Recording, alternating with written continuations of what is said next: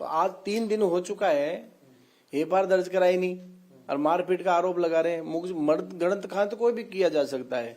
मैं कहता हूं मेरा नार्को टेस्ट कराओ और हेमराज का कराओ। किसके दिमाग में साजिश निकलती है, क्लियर कट हो जाएगा। और वो भी ऐसे पीरियड में ये आरोप लगाना, ये पूरी प्लानिंग के तहत है हेमराज जी का। अब देखें, अब ये विधायक जो सफाई पेश कर रहे हैं कि ऐसा कुछ नहीं हुआ था, वरना एफआईआर होनी चाहिए थी, नार्को टेस्ट तक की बातें कर रहे हैं। सारा प्रकरण बीजेपी के लिहाज से आप कहें तो, परसेप्शन के लिहाज से तो अच्छा बिल्कुल नहीं गया है। लेकिन जैसा देवेंद्र ने आपको बताया कि इस पर जो भी वसुंधरा राजे ने अपनी तरफ से जवाब दिया, पार्टी ने उसको स्वीकार कर लिया है और पार्टी के लिए ये मामला अब पार्टी के लिए बड़ा मामला था नहीं और ये पूरी तरीके से खत्म। राजस्थान में मतलब समीर जी अब कोई इस किस्म की उहापोह की स्थिति नहीं है? नहीं, बिल्कुल नहीं है। और कल तो मैंने वसुंधरा के करीबी विधायक से बात की जो वसुंधरा के कार्यकाल में कैबिनेट मंत्री भी थे, तो उनका कहना था कि इस तरह का कुछ भी नहीं है, किसी से वसुंधरा ने इस तरह से बात नहीं की। और हम आप विधायकों ने भी आपस में जो वसुंधरा के करीबी माने जाते हैं, इस तरह की कोई बातचीत नहीं हुई थी कि इस तरह से कोई प्रेशर बनाया जाएगा। वो विधायक वहाँ कैसे पहुँचे, क्या पहुँचे, जाँच का विषय है। इसमें न वसुंधरा को कोई लेना देना है, न वसुंधरा के समर्थक विधायकों को लेना देना, पार्टी के विधायकों का भी इसमें कोई इन्वॉल्वमेंट नहीं है। यह घटना पार्टी जांच करेगी, लेकिन इस तरह की घटना राजस्थान में नहीं घटी है, ये उन्होंने बहुत साफ कहा। लेकिन वसुंधरा कैंप को अभी भी उम्मीद है कि वो उनके नाम पर बात बन सकती है? बिल्कुल, उनका कहना है कि वसुंधरा सबसे बड़ी लीडर है, पार्टी डिसाइड करेगी। अगर पार्टी ने मुख्यमंत्री नहीं भी बनाया तो पार्टी वसुंधरा को कोई बड़ी जिम्मेदारी देगी, उनकी योग्यता का, उनका अनुभव का और पार्टी में दिए गए उनके कंट्रीब्यूशन का पार्टी पूरा सम्मान करेगी। हमें यह देखना है कि वसुंधरा को मुख्यमंत्री बनाते हैं या कहीं और भेजते हैं, पार्टी निर्णय लेगी और हम पार्टी के निर्णय के साथ है। तो बेसिकली विधायक मान के चल रहे हैं कि वसुंधरा मुख्यमंत्री नहीं बनेगी तब भी पार्टी उनका सम्मान करेगी और उन्हें कोई उचित पद दिया जाएगा। जैसे कि मुझे जिस तरह से मालूमात है उसमें यह है कि पार्टी ने इसको इतने आसानी से छोड़ा नहीं है। एक रिपोर्ट मांगी गई है बाकायदा कि इस पूरे घटनाक्रम में क्या हुआ था, ना केवल इसमें बल्कि रिपोर्ट इस पे भी मांगी गई है कि जो बागी विधायक खड़े हुए थे, क्या उसमें जो है वसुंधरा का कोई रोल था कि नहीं था। क्योंकि एक असेसमेंट है पार्टी का कि जो पार्टी की सीटें थी वो लगभग 130 हो सकती थी, लेकिन इन बागी विधायकों के कारण, जिनको ये भी कहा जा रहा है कि उनमें से कुछ जो हैं वो वसुंधरा राजे सिंधिया के करीबी हैं, उनके कारण जो है इनकी सीटें कम हुई हैं, 115 पे पहुंची है। तो ऐसे कोई पार्टी ने इस मामले को छोड़ नहीं दिया। वो हमने कल चर्चा की थी, चित्तौड़गढ़ के जो बागी विधायक थे उनसे जेपी नड्डा ने मुलाकात भी की थी। तो मतलब बागियों को लेकर के क्या इसमें कोई भूमिका किसी बड़े नेता की रही, इसके पीछे भी कोई बातचीत हो रही है? बिल्कुल नहीं सौरभ, और बीजेपी के सामने अभी सिर्फ चुनौती इस बात की है कि वो एक मुख्यमंत्री ऐसा दे दें जो सबके लिए स्वीकार्य हो। कल जैसे मैंने आपको बताया था कि बीजेपी के एक बहुत बड़े नेता ने इस एपिसोड के बारे में यही कहा कि ये मीडिया का मसाला है, आप लोगों को यही सब कुछ चाहिए, कुछ ना कुछ आप लोग चलाते रहते हो, इससे ज़्यादा हमारे लिए इस पर बोलने का कुछ है नहीं। तो आप अंदाज़ा लगाएं कि अगर ऑफ रिकॉर्ड बातचीत में भी पार्टी के बड़े लीडर इसको इसी रूप में देख रहे थे और ग्राउंड पे भी वही स्थिति थी। वसुंधरा राजे अपने इलाके के विधायकों को बाड़ेबंदी करने की उनकी नौबत आएगी। अगर वो सरकार बनाने की कोई मंसूबा पालें तो अपने विधायकों पे इतना भरोसा तो उनको होगा ना कि ये उनके साथ ही रहेंगे। और अगर इतना भरोसा भी ना हो तो कहाँ से मुख्यमंत्री बनने का सपना देख सकती हैं। अगर ये विधायक कहीं और से होते, कोई बैठक होनी होती, ये सब कुछ भी नहीं होना है, तो जाहिर तौर पे राजनीतिक तौर पे ही वो बात समझ में आ रही है। रोज आप लोगों से पूछता हूँ कि मुख्यमंत्री की लिस्ट में कौन है और कौन नहीं है, वसुंधरा जी है या नहीं है? एक लाइन में आपको जरूर बता दूं कि पहली बात तो ये कि जितने पर्यवेक्षक बनाए गए हैं राजस्थान सहित, उनमें से भी किसी को इस बात की जानकारी नहीं है। दूसरी चीज़ की लगभग तय मानिए कि वसुंधरा राजे मुख्यमंत्री नहीं बन रही हैं, इसमें कोई भ्रम वाली स्थिति नहीं है। और ये जो पर्यवेक्षक भेजे जा रहे हैं, जो कल बात कही थी मध्य प्रदेश से इंदौर के विधायक जो कैलाश विजयवर्गीय जी हैं, उन्होंने कि रविवार तक इंतजार कीजिए, क्या तीनों राज्यों के लिए रविवार तक इंतजार करना होगा? और बिल्कुल सौरभ, 10 और 11 ये 2 तारीखें रखी गई हैं और इन तीनों ही राज्यों में विधानमंडल दल की बैठक होगी और उसमें मुख्यमंत्री के नाम का ऐलान कर दिया जाएगा। जो प्रक्रिया होगी हम सभी जानते हैं कि जैसे कांग्रेस से उलट है इसमें। यहाँ पर जब ये पर्यवेक्षक वहाँ पर जाएंगे तो पहले तो अलग अलग धड़े के लोगों से मिलेंगे, उनसे एक बातचीत कर ली जाएगी, उनका मंतव्य जान लिया जाएगा। अधिकांश विधायक ये कहते हैं कि पार्टी की जो राय होगी वो उसके साथ जाएंगे। बहुत सारे ऐसे होते हैं, खासतौर पर राजस्थान में तो ये देखने को और सुनने को मिल सकता है कि वहाँ पे वो नाम बताएं कि हाँ हम चाहते हैं कि अमुक व्यक्ति को मुख्यमंत्री बनाया जाना चाहिए। उसके बाद फिर पार्टी की तरफ से उन्हें जो मैसेज कम्युनिकेट करना हो करके तब जो औपचारिक तौर पर बैठक होगी, उस बैठक में एक नेता के नाम एक सवाल और, ये जितने भी नामों की हम लोग रोज चर्चा करते हैं, 10-12 नाम तीनों राज्यों के अंदर, अभिलाषाएं आकांक्षाएं तो सभी की होंगी उनकी, क्या ये कुछ भांपने की कोशिश करते हैं कि क्या चल रहा है? सौरभ मिनट टू मिनट भांपने की कोशिश करते हैं, 24/7 भांपने की कोशिश करते हैं, और ये उनके लोग, इनसे जुड़े हुए विधायक या उनके जो भी लोग होंगे, मिनट टू मिनट भांपने की कोशिश करते हैं। और दिलचस्प चीज़ ये है कि इनमें से किसी को कोई भनक तक नहीं है। और आप अंदाज़ा लगाएं कि इतने बड़े बड़े लोग, क्योंकि पार्टी के सिस्टम में तो लगातार इन लोगों का संपर्क रहता है, वहाँ भी किसी को कोई जानकारी नहीं, कोई संकेत तक नहीं। और जैसा कि पहले मैंने आपको बताया था कि जब इस्तीफा के लिए बुलाया गया था तब उनको उसी समय पता चला। उसी से आप अंदाजा लगा सकते हैं कि मुख्यमंत्री की जानकारी कहाँ से मिलेगी। चलिए, हाँ बोले, फिर मैं हर्षवर्धन जी आ रहा हूं। तीनों राज्यों में जो सेंट्रल ऑब्जर्वर भेजे गए, केंद्रीय पर्यवेक्षक भेजे गए, उसमें एक विशेष बात यह है कि तीनों राज्यों में एक ऐसा पर्यवेक्षक जरूर है जो पार्लियामेंट्री बोर्ड से आता है। ठीक, अब फिर एक वो राउंड शुरू करते हैं, कौन बनेगा मुख्यमंत्री। राजस्थान की बात चल रही है, हर्षवर्धन जी बताएं आपकी लिस्ट। नहीं, पहले तो ये कि जो पर्यवेक्षक भेजे गए हैं उससे बहुत साफ है कि वसुंधरा राजे जी का जो भूमिका उनकी है वो केंद्र की है, वो उनको मानना चाहिए। और कई बार मैं लगातार एक बात कहता हूँ कि समय से निर्णय ले लेने वाले का समय ठीक रहता है, समय के खिलाफ जो कोशिश करते हैं वो अक्सर उनका समय खराब हो जाता है। तो मैं ये मानता हूं कि वसुंधरा राजे, रमन सिंह और शिवराज, इन तीनों की भूमिका अब केंद्र में है और उसी तरह से इसको देखा जाना चाहिए। आप इसको यूं भी देखें कि राजनाथ सिंह जी भेजे गए हैं। राजनाथ सिंह जी और वसुंधरा राजे जी का जो रिश्ता है वो सब जानते हैं, बहुत नज़दीकी रिश्ता है उनका। तो भेजा ही इसीलिए गया है कि राजनाथ सिंह जी बता पाएं, और राजनाथ सिंह जी का जो अनुभव है, जिस तरह का वो प्रभाव रखते हैं, मुझे लगता है कि वो शायद वो बता पाएंगे। हाँ, ये बात सच है जो देवेंद्र भी अभी बता रहे थे कि कई बार जो छवि बन जाती है ना, तो वसुंधरा की वो छवि बन गई कि कुछ भी कर सकती है। तो जो परसों का प्रकरण हुआ वो प्रकरण उनके माथे चला गया, तो ये पार्टी को पता है। लेकिन दूसरी जो चीजें हो रही हैं वो भी पार्टी देख रही है कि आखिर क्यों ये शक्ति प्रदर्शन की नौबत आई, जिसको वसुंधरा के लोग कहते हैं कि शक्ति प्रदर्शन नहीं करें। मुझे लगता है कि वसुंधरा राजे अब उस रेस में नहीं है, दबाव बनाने की कोशिश कर रही है, हर किसी की महत्वाकांक्षा होती है। और शायद यहां की घटना पर नजर शिवराज सिंह चौहान की भी होगी कि अच्छा चलो इधर से कुछ हुआ तो हमारे लिए भी थोड़ी उम्मीद बन जाएगी। क्योंकि अगर ये तो आप नहीं कह सकते ना कि अच्छा ठीक है वसुंधरा राजे को हम बना रहे हैं जो मुख्यमंत्री नहीं थी, और शिवराज सिंह चौहान जो मुख्यमंत्री थे आप उनको हटा देंगे, तो हटेंगे तो दोनों लोग हटेंगे, एक तो नहीं हटेगा। मुझे ये मतलब जिसको कहते हैं ना कि इसमें कोई संदेह नहीं दिखता। थंब रूल तो नहीं है, लेकिन नहीं, थंब रूल हो जाता है ना जब आप कहते हैं कि क्यों बना रहे हैं, उसकी ताकत है। तो क्या शिवराज की ताकत बिल्कुल नहीं थी? और शिवराज सिंह चौहान तो मुख्यमंत्री थे, शिवराज सिंह चौहान का तो प्रभाव था, शिवराज सिंह चौहान एक नेता के तौर पर वहां दिख रहे थे। वसुंधरा कहां दिख रही थी? तो खुद ही पार्टी से नाराज बैठी हुई थी। अंतिम समय में 2 मीटिंग के बाद अमित शाह ने उनको ऑन बोर्ड किया। 2 नाम मुझे राजस्थान के लिए 2 नाम बता दीजिए आप जिनको मान रहे हैं। नहीं, अब मुश्किल ये है कि अब कितने नाम उसमें जोड़ें और कितने घटाएं, लेकिन मुझे लगता है कि अभी भी अर्जुन राम मेघवाल और दिया कुमारी ये सबसे फ्रंट रनर है। अर्जुन राम मेघवाल, दिया कुमारी, बताइए राहुल जी आप राजस्थान। देखिए, बड़ा मुश्किल है उसमें कितने नाम जोड़ दिए जाएं। ये बात सही है कि अर्जुन राम मेघवाल, दिया कुमारी का नाम है, अश्विनी वैष्णव का नाम जो है वो भी लिया जा रहा है। तो ये हो सकता है कि इनमें से अच्छा, ये छोड़िए कौन होगा, आपकी सेंस क्या कहती है, कौन सूटेबल है इन तीनों में से, या फिर अदरवाइज आपकी समझ से सूटेबल? देखिए, मुझे लगता है कि अश्विनी वैष्णव एक बड़े जो कि एक मुख्य नाम है, और ऐसा भी नहीं कि बीजेपी ने नए नामों को ट्राई करके नहीं देखा है, और उसके रिजल्ट्स भी बीजेपी के सामने हैं। ऐसा नहीं है कि वो ट्रायल जो है बहुत जगह बहुत सक्सेसफुल हुए हैं, कुछ जगह हुए हैं, कुछ जगह नहीं हुए हैं। तो जहाँ तक मध्य प्रदेश का सवाल है, ये ज़रूरी नहीं है कि शिवराज सिंह चौहान को हटा ही दिया जाएगा और उनकी जगह किसी और को ले आया जाएगा। लेकिन राजस्थान में ऐसा लगता है कि राजस्थान में एक चेंज ज़रूर है, और शायद राजनाथ सिंह जैसे सीनियर लीडर को इसीलिए पर्यवेक्षक के तौर पर भेजा गया, क्योंकि वहाँ संभालना चीज़ों को। कौन होना चाहिए, कौन हो सकता है? देखिए, राजस्थान में मुझे लगा कि अर्जुन राम मेघवाल का नाम काफ़ी गंभीरता से चल रहा है। अर्जुन राम मेघवाल हो सकते हैं, अश्विनी वैष्णव भी हो सकता है, लेकिन इसके अलावा तीसरा नाम ऐसा भी हो सकता है कि जो न विधायक हो, न जिसने चुनाव भी नहीं लड़ा हो, और वो मुख्यमंत्री के रूप में उसका नाम आ सकता है। आप तो टच में रहते हैं लगातार राजस्थन में, तो तीनों ही राज्यों के अंदर वहाँ से क्या नाम जिनकी आवाज ज्यादा आती है? देखिए, अभी कल मतलब मध्य प्रदेश को लेकर कह रहा हूँ, सुमेर सिंह सोलंकी का नाम काफी चर्चा में रहा है। कल उन्होंने रात को अमित शाह से भी उनकी बात हुई है। इनके बारे में बता भी दें जरा। सुमेर सिंह सोलंकी राज्यसभा सांसद है, आदिवासी नेता है ये, और पहली बार राज्यसभा भेजा गया है। कल रात को इनकी अमित शाह जी से बात हुई है, तो मुझे ऐसा लग रहा है कि सुमेर सिंह सोलंकी भी एक छुपा हुआ नाम हो सकते हैं। शिवराज जी को मान रहे हैं रेस में या आउट? नहीं, शिवराज सिंह मुझे लग रहा है आउट हो चुके हैं तीनों राज्यों के अंदर। मध्य प्रदेश, राजस्थान और छत्तीसगढ़ की आप बात करोगे तो तीनों, रमन सिंह छत्तीसगढ़ से, मध्य प्रदेश शिवराज सिंह चौहान और राजस्थान में वसुंधरा लगभग दौड़ से बाहर हो चुके हैं। और अगर पार्टी ने इतना समय लिया और जिस हिसाब से केंद्रीय पर्यवेक्षक भेजे जा रहे हैं, मुझे लग रहा है ये तय है कि पार्टी वहाँ नया नेतृत्व लेके आ रही है।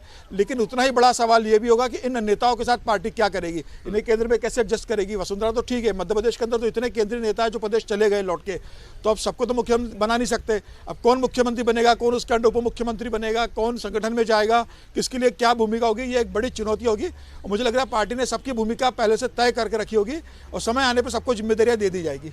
कल बहुत सारी मीटिंग्स हुई दिल्ली के अंदर, गृह मंत्री की, पार्टी अध्यक्ष की, यही सब चर्चाएं इन्हीं मुद्दों पर थी देवेंद्र। अब बिल्कुल सर, अब इन्हीं सारी चीज़ों पे थी क्योंकि मंत्रिमंडल भी तय किया जा रहा है। ऐसा नहीं है कि सिर्फ मुख्यमंत्री का चयन किया जा रहा है। आगे मंत्री कौन होंगे, मंत्री कौन कौन होंगे, किस क्षेत्र से होंगे, इन सारी चीज़ों को भी तय किया जा रहा है। और उस लिहाज से इतनी ज़्यादा मैराथन बैठकें हुई। कल एक बहुत महत्वपूर्ण बैठक हुई सौरभ, जब गृहमंत्री अमित शाह से योगी आदित्यनाथ मिलकर निकले, तकरीबन 1 घंटे की वो भी मुलाकात थी। उसके बाद लगभग 2.5 से 3 घंटे तक बीजेपी के राष्ट्रीय अध्यक्ष जेपी नड्डा, गृहमंत्री अमित शाह और बीजेपी के संगठन महामंत्री बी एल संतोष, इन लोगों की बैठक हुई है। और उसमें जो कुछ भी किया जाना है उसको एक तरह से अंतिम रूप दे दिया गया है। उसके बाद अब उसमें किसी डिस्कशन की गुंजाइश नहीं है। चलिए, तो कहानी कुर्सी की में नामों पर हम लोग चर्चा कर ही रहे हैं लगातार, और आपको ये भी बता रहे हैं कि कौन आगे चल रहा है, किसका नाम तय फाइनल होना ज्यादा मुमकिन लग रहा है। एक छोटा सा ब्रेक कहानी कुर्सी की में ले रहे हैं, लेकिन राजनीतिक खबरों का अंबार है आज। आप बने रहिएगा हमारे साथ, देखते रहिए कहानी कुर्सी।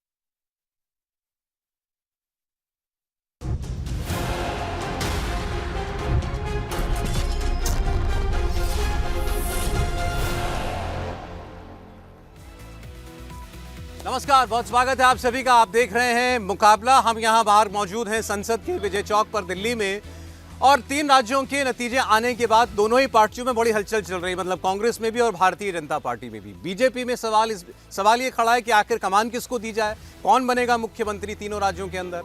और कांग्रेस पार्टी के अंदर अभी फिलहाल इस बात का समाधान नहीं हो पा रहा कि इस हार का मंथन करें, इस हार को सोचें कि क्या वजह रह गई, या फिर एक ब्रेव फेस दिखाया जाए। जैसा आप सुन रहे होंगे कि वोट हमको इतना मिला, वोट प्रतिशत में हम बहुत पीछे नहीं हैं भारतीय जनता पार्टी से, और 24 में दोबारा पटखनी देंगे, तरह तरह की बातें हो रही हैं। तो कुछ बयान जो हैं वो आपको इस सोच को जो है वो साफ साफ दिखा देंगे। आपने प्रधानमंत्री का हो सकता है कि आज सुबह एक social media post social media platform x पर, जो पहले ट्विटर था, एक पोस्ट देखा हो जिसमें उन्होंने लिखा था कि जो अपने ज्ञान में खुश हैं, जो अपने अहंकार में खुश हैं, उनको रहने दीजिए, और ऐसे ही भविष्य में और बहुत सारी ऐसी हार, और एक शब्द मेल्ट डाउन बहुत चल रहा है आजकल। मेल्ट डाउन मतलब जो समझ ना आए हार के बाद कि करें क्या, तो ऐसे बहुत सारे मेल्ट डाउन अभी और देखने होंगे कांग्रेस पार्टी को। ऐसा हम क्यों कह रहे हैं और ये चर्चा क्यों हो रही हैं, आपको हम जैसे मसलन शुरुआत करते हैं राजस्थान से, बल्कि मध्य प्रदेश से शुरुआत करते हैं। मध्य प्रदेश में 8 जो वोट परसेंटेज में अंतर है वो 8% वोट का अंतर है भारतीय जनता पार्टी और कांग्रेस पार्टी के। लेकिन जब ये सवाल कमलनाथ जी से पूछा गया तो कमलनाथ जी ने कहा कि ये हार कैसे हुई ये समझ में नहीं आ रहा है। विधायक ये बता रहे हैं कि उन्हें अपने गांव के अंदर भी 50 वोट मिले, ऐसा कैसे हो सकता है। उनका इशारा साफ था कि सब कुछ ठीक नहीं हुआ चुनाव में। दिग्विजय सिंह ने यह बात बिल्कुल स्पष्ट तौर पर खुलकर कह दी। दिग्विजय सिंह ने कहा कि जिस भी चीज में चिप लगी हुई है वो हैक की जा सकती है, मतलब ईवीएम हैक किया जा सकता है। उन्होंने कहा मैं ये बात बरसों से कह रहा हूं। तो ईवीएम पर कहानी फिर से एक बार लौट करके आ गई। फिर उन्होंने पोस्टल बैलेट दिखाया। पोस्टल बैलेट में उनका कहना है कि हम 21% वोट ज्यादा पाए हैं मध्य प्रदेश के अंदर। तो ये कैसे मुमकिन है कि ईवीएम खुल गए तो हमको 9% कम वोट मिला। तो आप सुनिए पहले कमलनाथ क्या कह रहे हैं, दिग्विजय क्या कह रहे हैं। बात केवल मध्य प्रदेश की नहीं है, फिर राजस्थान की भी करेंगे। पहले इन दोनों की बात है। ये तो आप लोग भी जानते हैं क्या माहौल था, तो मेरे से क्यों पूछ रहे हैं। आप पब्लिक से पूछिए। मुझे अभी कुछ विधायक मिले सुबह, कहते मेरे अपने गांव में मुझे 50 वोट मिले। ये कैसे हो सकता है, कहते मेरे अपने गांव में, और घर से मैंने देखा। 2003 से मुझे भरोसा नहीं है ईवीएम पर, क्योंकि बात यह है हमने बटन दबा दिया, पता ही नहीं पड़ा वोट कहां गया। अब वीवीपैट आई है तब 7 सेकंड के लिए दिखता है, हमारे हाथ में क्यों नहीं मिलता वो बैलेट पेपर। वीवीपैट की भी गिनती होनी चाहिए क्या कहते? नहीं, गिनती की बात नहीं, गिनती तो होती है, लेकिन प्रश्न इस बात का है कि हमारे हाथ में वोट क्यों नहीं मिलता। जो वीवीपैट स्लिप गिरती है डब्बे में, हमारे हाथ में दे दे। तो हम मूल बात यह है कि जिस मशीन में चिप लगी है वो हैक होने की संभावना उसमें रहती है। कमलनाथ कह रहे हैं मेरे गांव में मुझे 50 वोट मिले, ये मुमकिन नहीं है। दिग्विजय कह रहे हैं चिप लगी है, हैक हो सकता है। मध्य प्रदेश की कहानी थी। राजस्थान में अशोक गहलोत ने एक दूसरा तर्क दिया। अशोक गहलोत ने कहा कि हम चुनाव हारने वाले नहीं थे, राज्य के अंदर बड़ा माहौल, अच्छा माहौल था कांग्रेस पार्टी के लिए, लेकिन प्रधानमंत्री आ गए, गृह मंत्री अमित शाह आ गए, 5-7 मुख्यमंत्रियों को अपने साथ ले आए, केंद्रीय मंत्रियों को ले आए, और लगा ही नहीं कि ये विधानसभा का चुनाव हो रहा है। उन्होंने माहौल पूरी तरीके से ऐसा बना दिया कि बड़ा चुनाव हो रहा है, और मुद्दे ही बदल दिए विधानसभा चुनाव के, वरना हमारी हार नहीं होती। लग रहा था कि सरकार बन जाएगी इस बार राजस्थान के अंदर।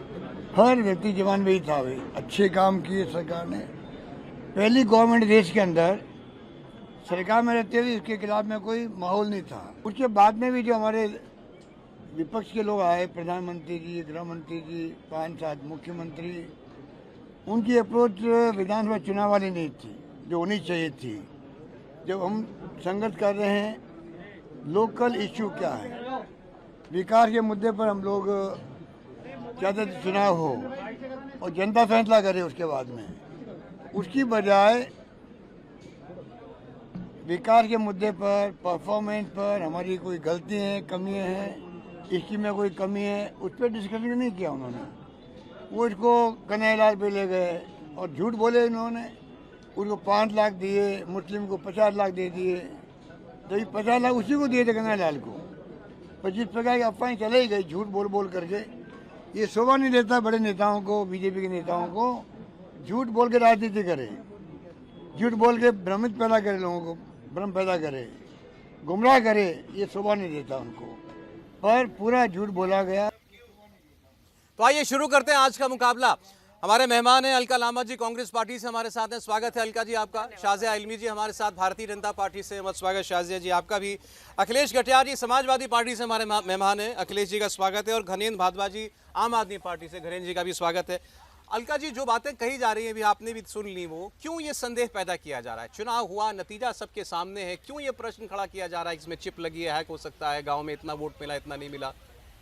लोकतंत्र में सौरभ जी आप किसी को भी सवाल पूछने से मना कर सकते हैं? नहीं कर सकते। सवाल उठना स्वाभाविक है।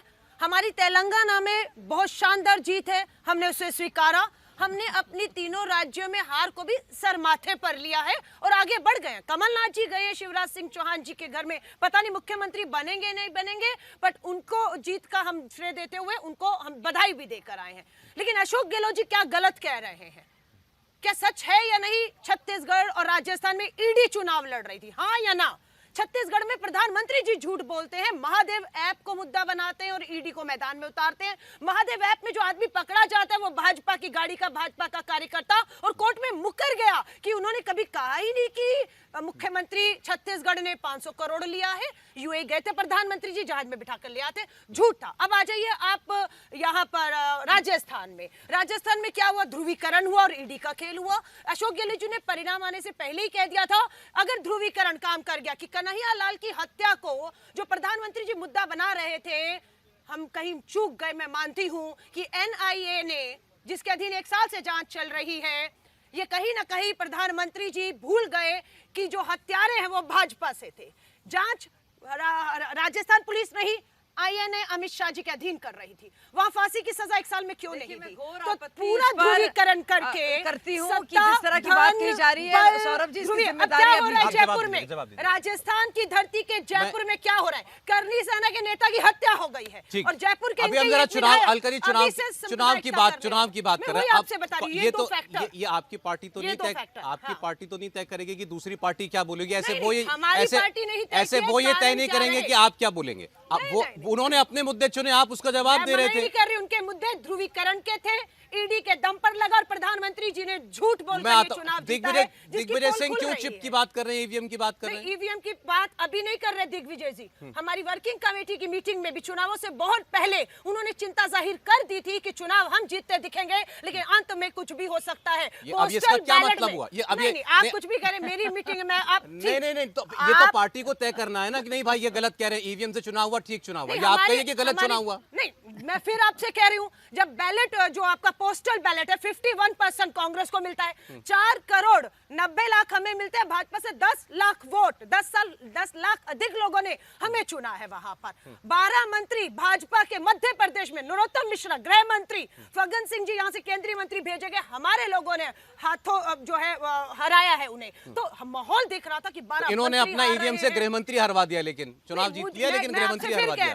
कहीं ना कहीं आपको बैलेंस की राजनीति करनी होती है। आटे में नमक चलता है, नमक में आटा नहीं खाया। आप कह रही हैं कि गलत चुनाव, ईवीएम से चुनाव हुआ, धांधली हुई। कह रही हूँ जो हमारे दिग्विजय सिंह जी की शंकाएं हैं वाजिब है, लोकतंत्र में इसके जवाब मिलने चाहिए, मिलने चाहिए।